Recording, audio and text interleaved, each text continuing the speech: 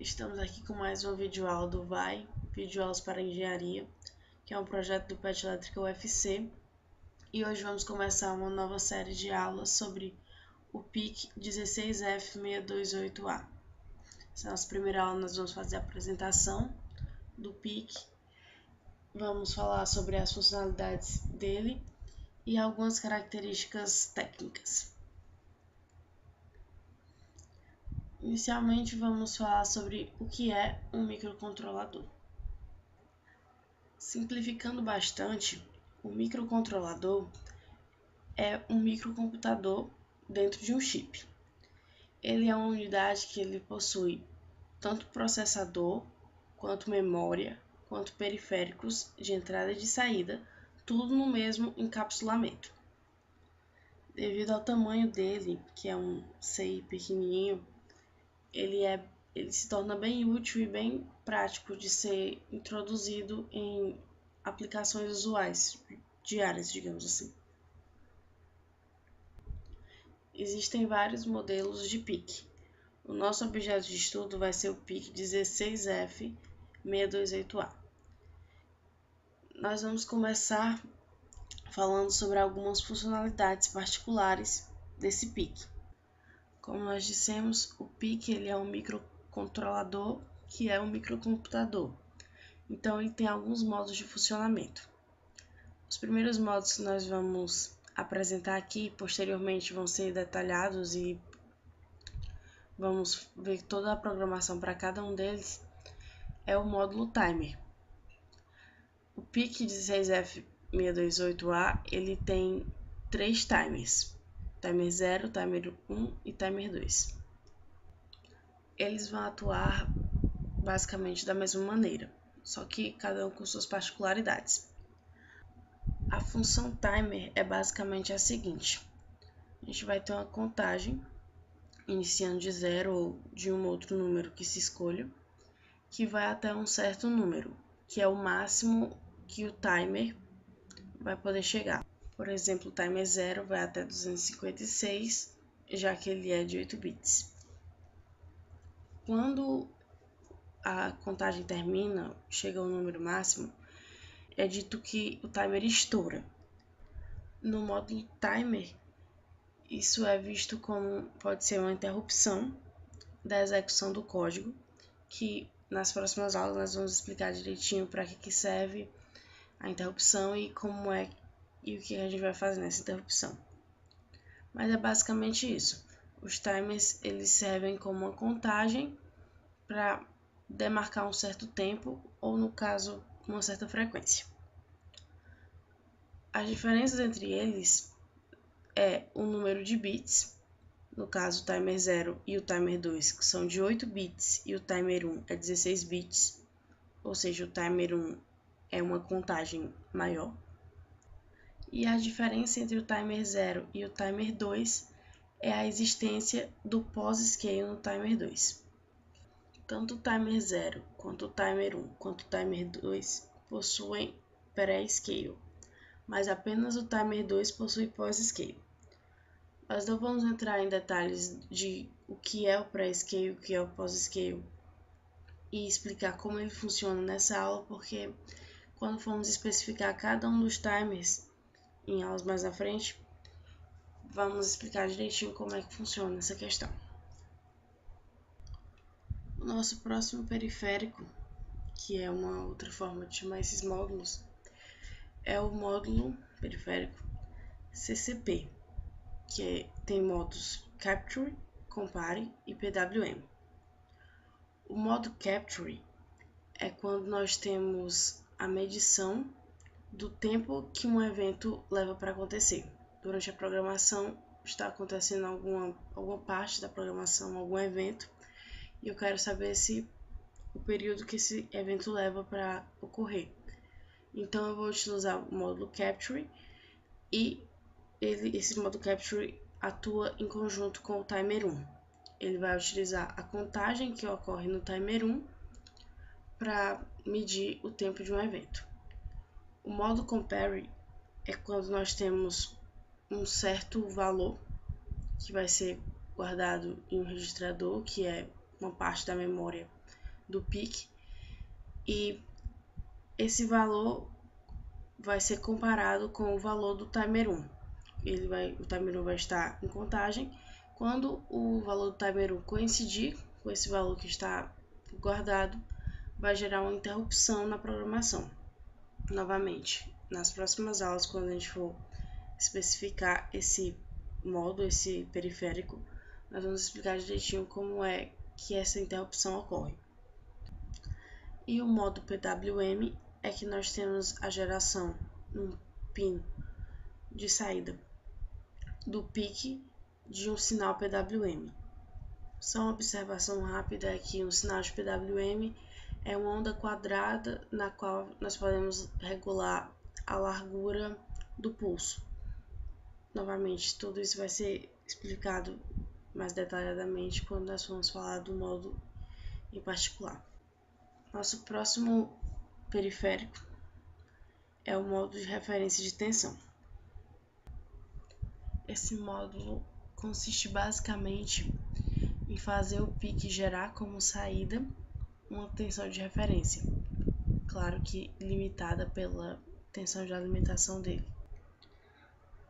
Nosso próximo periférico é um comparador, que nós temos o seguinte: nós vamos ter pinos do PIC que vão representar entradas analógicas, e nós temos uma funcionalidade do PIC que é comparar essas entradas, claro que uma de cada vez, com uma tensão interna, que ela pode ser programável. Nosso próximo periférico é o canal de comunicação serial, o SART. O SART quer dizer que é tanto comunicação síncrona quanto comunicação assíncrona. Novamente, uma observação rápida: comunicação serial é a comunicação que é feita bit a bit. Quando nós vamos explicar o módulo, nós vamos explicar direitinho como é que ela acontece. E por último, uma funcionalidade bem importante do PIC é o Watchdog Timer.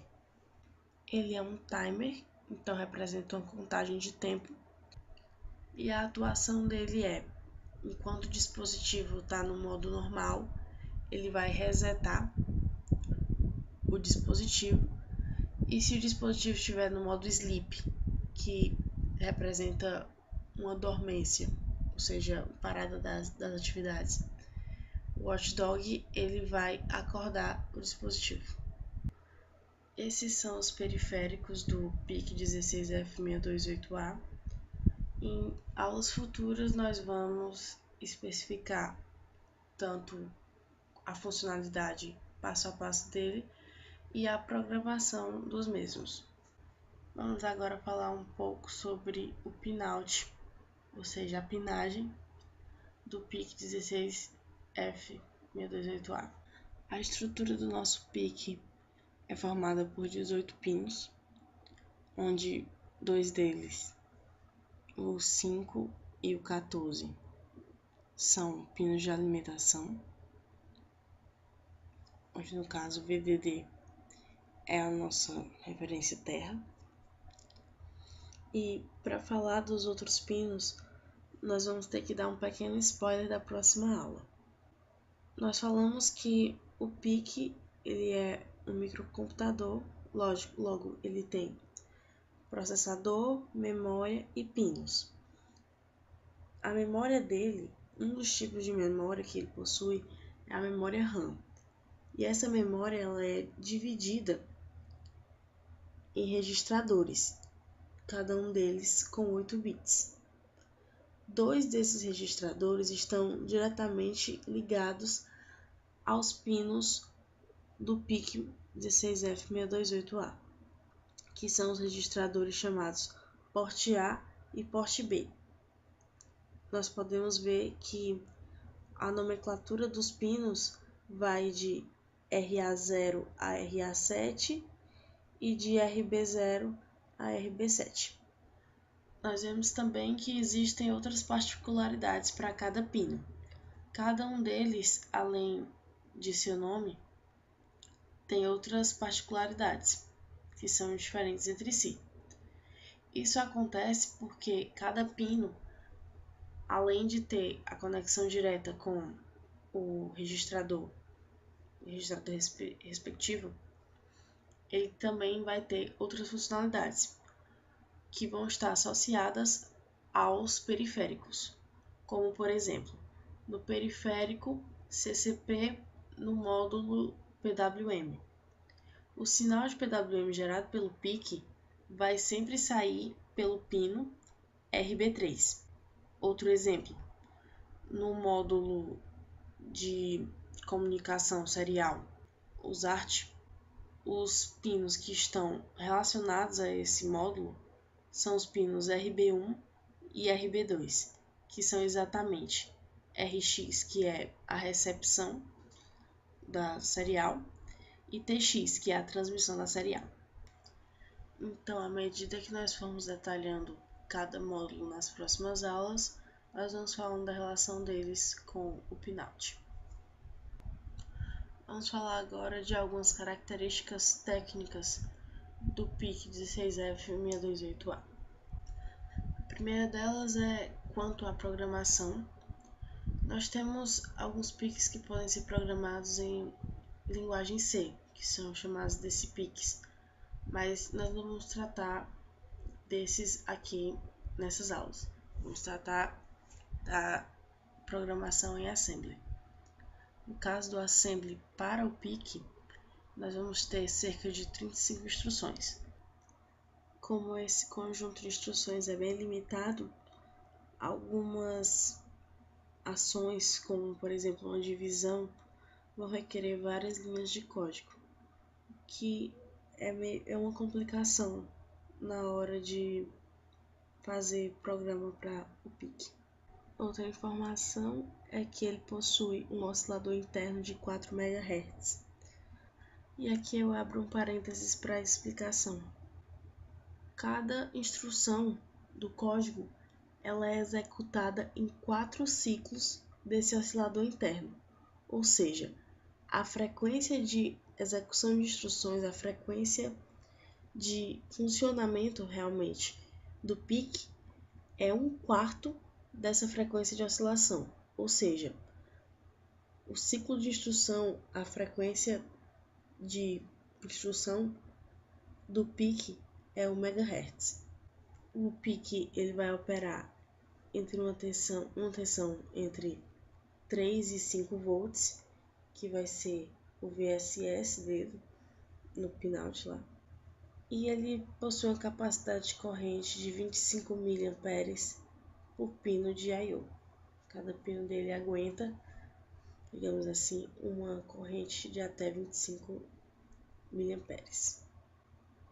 Fazendo então uma revisão de tudo que foi visto nessa aula, nós vimos um pouco o que são microcontroladores, que são microcomputadores providos de processador, pinos e memória. Tudo isso no mesmo encapsulamento, no mesmo chip. Vimos também algumas funcionalidades do PIC 16F628A, que são seus periféricos, seus módulos, que serão detalhados no decorrer das próximas aulas.